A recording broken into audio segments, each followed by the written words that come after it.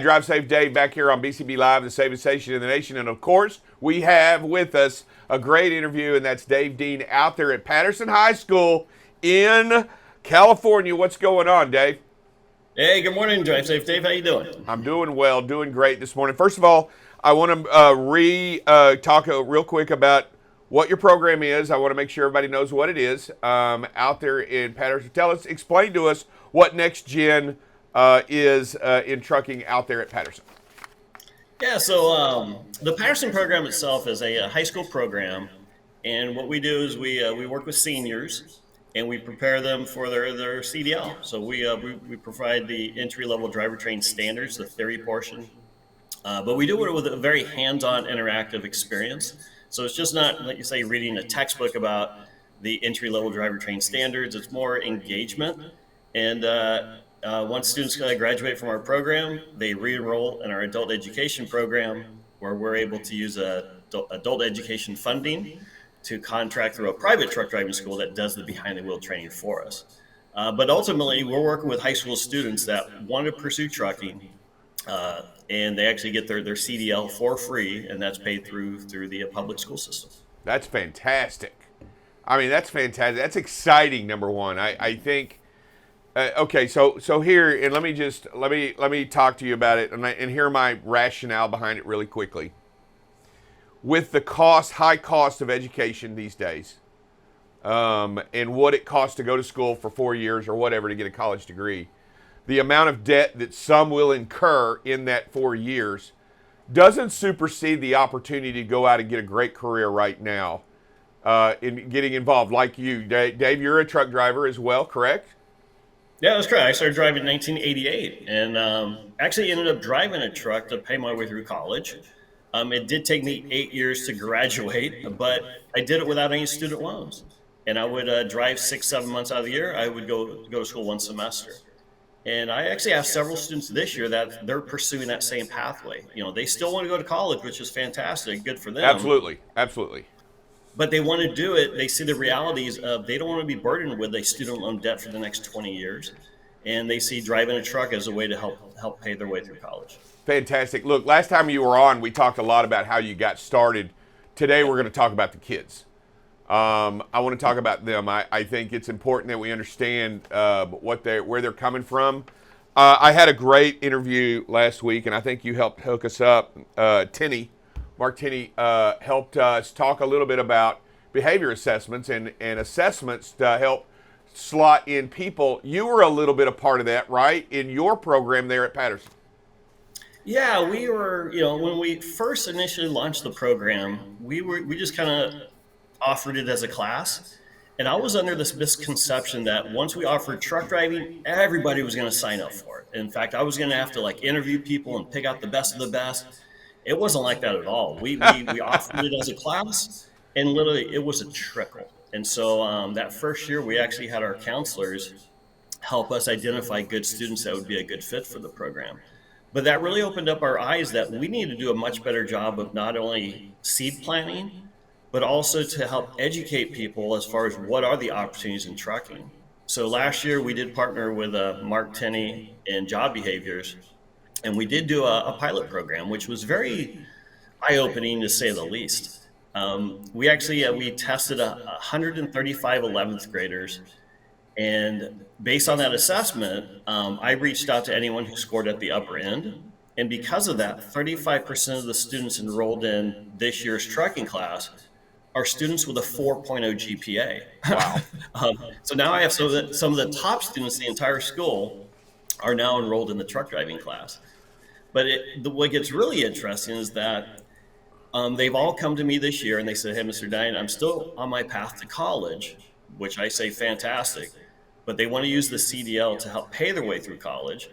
But when they graduate from college in their whatever it is, computer science management or engineering, they want to come back to trucking in a different capacity. And that's what I love about this is we, as an industry, we should want the best people in our industry, period, regardless if they're behind the wheel or if they're behind a desk. And so what a great way of just help identify people that might be a good fit for trucking. Yeah, and I let me first of all let me tell you, it excites me to the idea and the knowledge that those people will have been truck drivers first, and then they go into the industry. That way they never forget what it means to be behind the wheel and in the seat of that tractor. And second, we're exciting the kids to be involved in something like this early. Now, you said it when you first opened it up, the doors, it wasn't like everybody rushed to get in. And you did this assessment through job behaviors, and it kind of opened the eyes and allowed you to have people come in. How important is it that we get that first knowledge out to these kids so they can see that it is a possible pathway? Because I truly believe they don't see it as a possible pathway, because CDLs are at 21, I mean, really across the country, and not at 18. Now, I know the laws are changing. I know, in effect, they're working to make them different, which I think is awesome. But how do we get this knowledge to the children early? And that's part of the Next Gen in Trucking mission, is that, part of our mission is to go in to help educate younger people as far as what the trucking industry is all about. But I really the seed planting must begin at a really early age.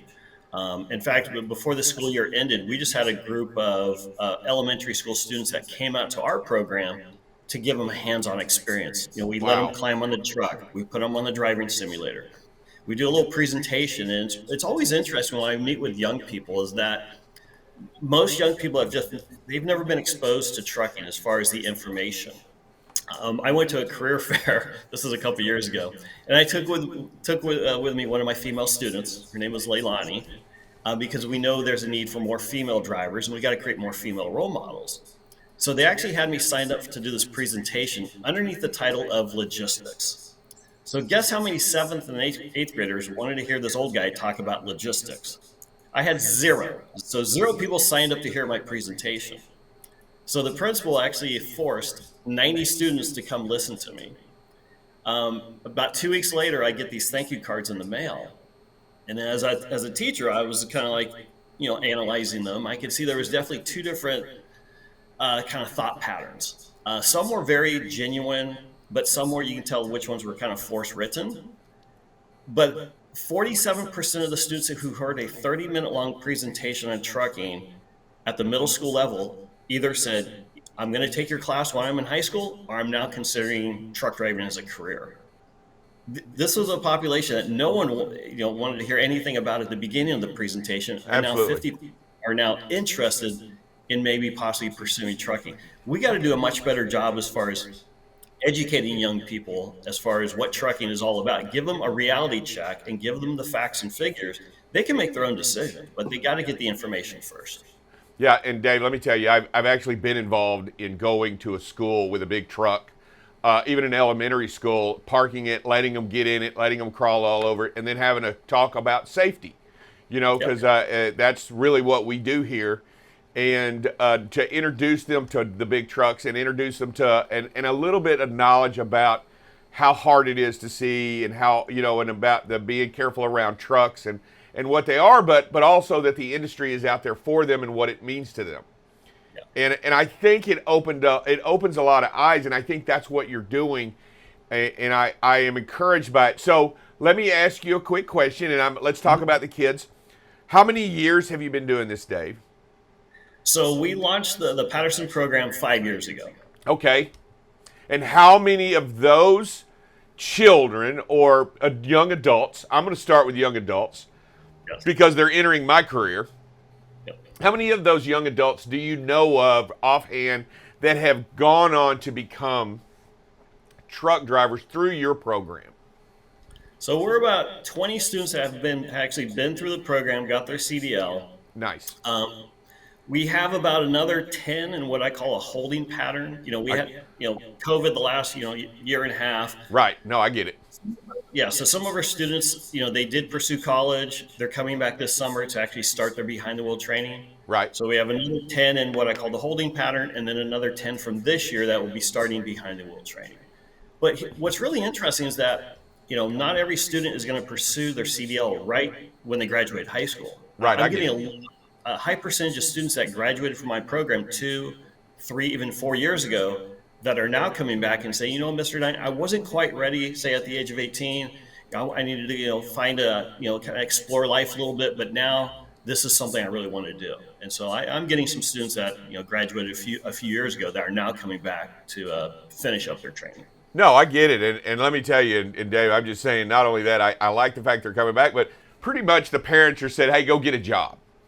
And and you know what? They look at their options and they're like, you know what? I liked what I did back there at Dave's class, and I'm going to go get a job doing what Dave said, how exciting it is. All right, Dave, so let's talk about solutions across the country. How do we create this program in a more developed sense in our schools across the United States? Let's not just do it at Patterson.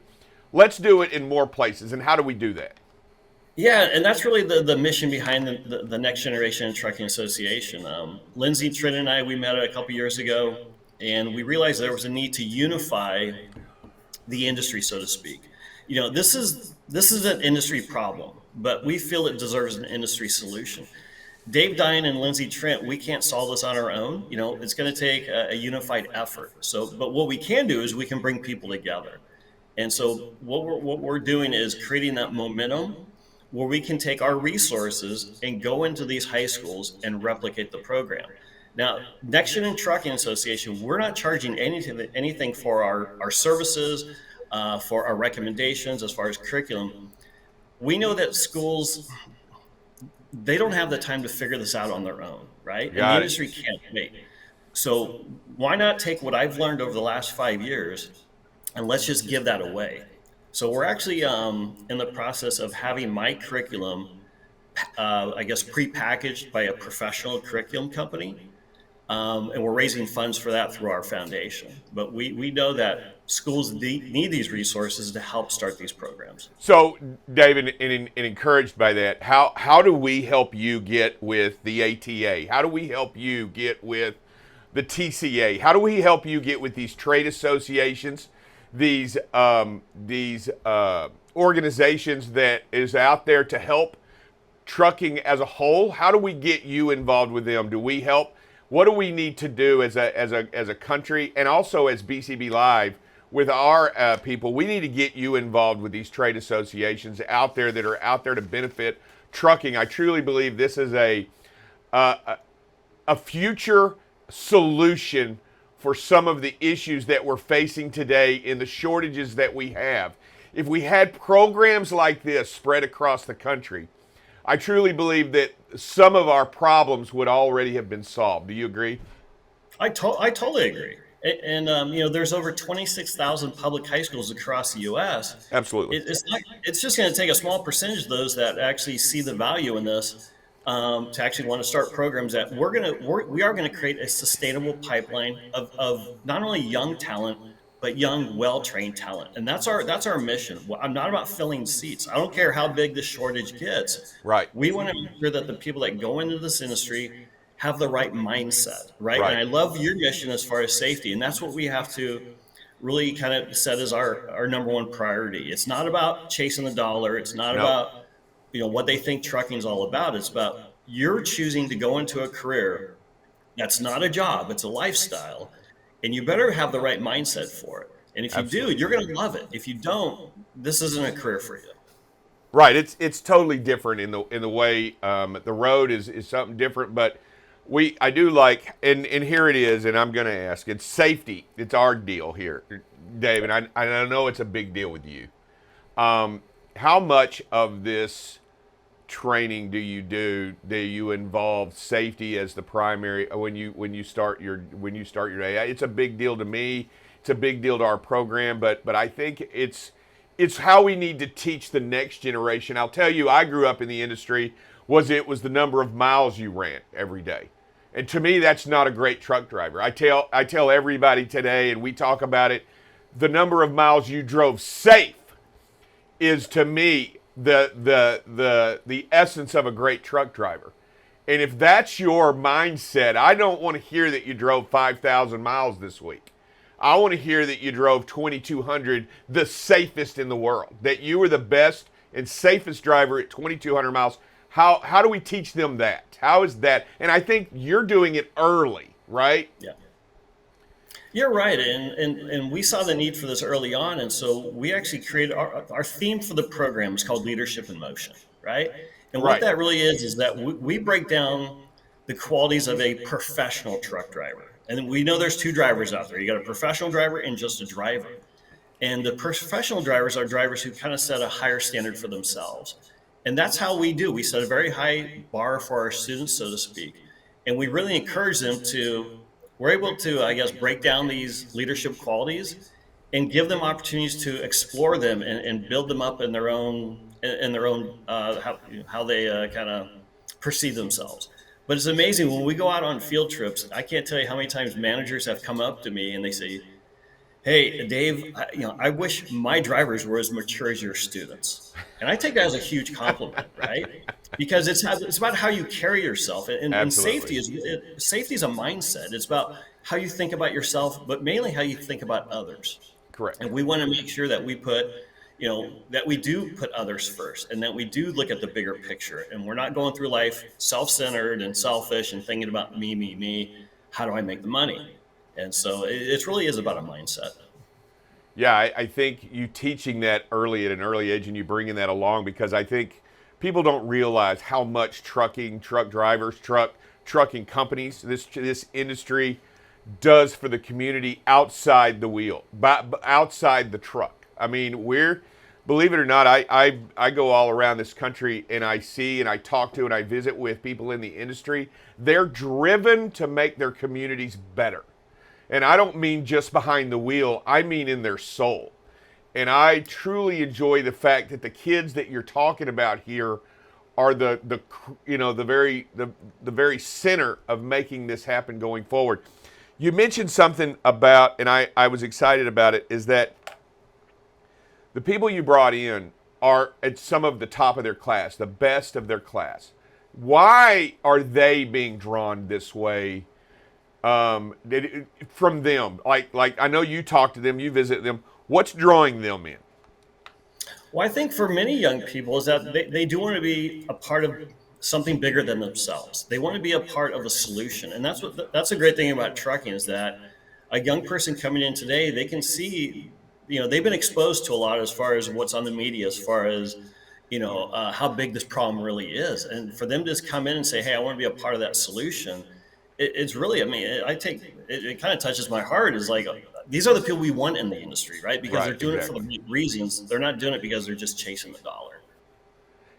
I'll tell you what, David, and next time we get an opportunity, I truly think we need to do a pre-recorded and have an opportunity to go to your class if they're up to it, and we talk to them individually, and we go into the classroom and we do something like that and talk to some of these kids because I think it's inspiring to an adult to be able to turn back and know that the next generation is carrying the torch in a great way.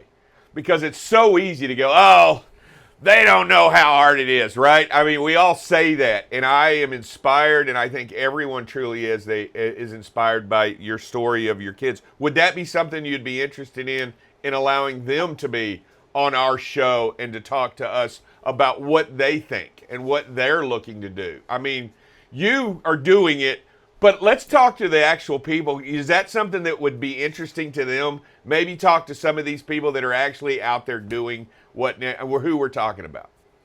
I think it's a great idea. In fact, I do when I go out and speak at conferences. One of the first things I do is I show a video of some student testimonials where I want people to hear the student's voice, not my voice. I'm just the narrative as far as what the program's about. But when you Absolutely. hear from the students, that's where you get those. I guess you understand how important this really is for young people. Dave, I'll tell you what, we're going to talk off air too about some contacts and stuff in the industry, but where are we going this year? I'm just wanting to know this year. We can't no longer use COVID as an excuse.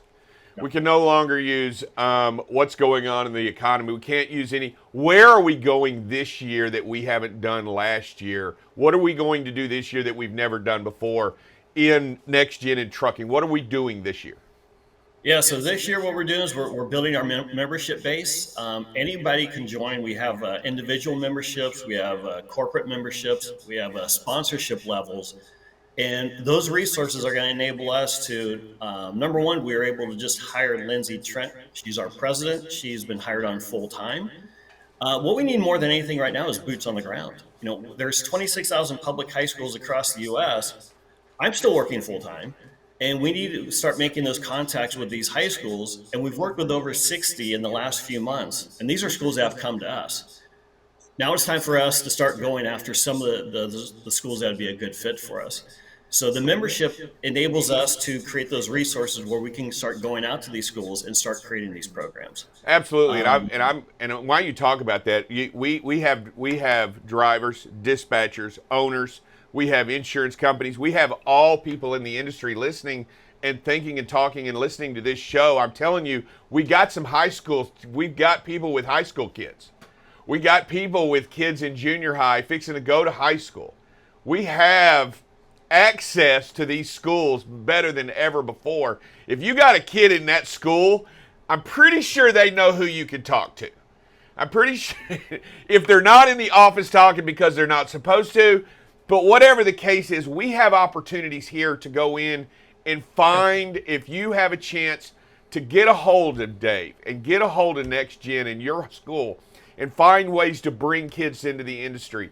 And I'm not talking about putting them behind the wheel right away. What I am talking about is introducing them to trucking for what it really is.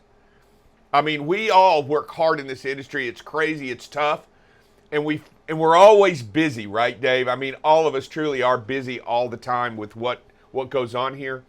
But we can't be too busy to invest in the future. And I think that's what you're doing. I congratulate you on what you're doing. I think it's awesome. How do we get a hold of Next Gen in trucking? How do people get involved? What is it they need to do? Yeah, so the easiest way is to go to our website, which is nextgentrucking.org. And we have resources on our website for not only schools, for the industry, but also for students.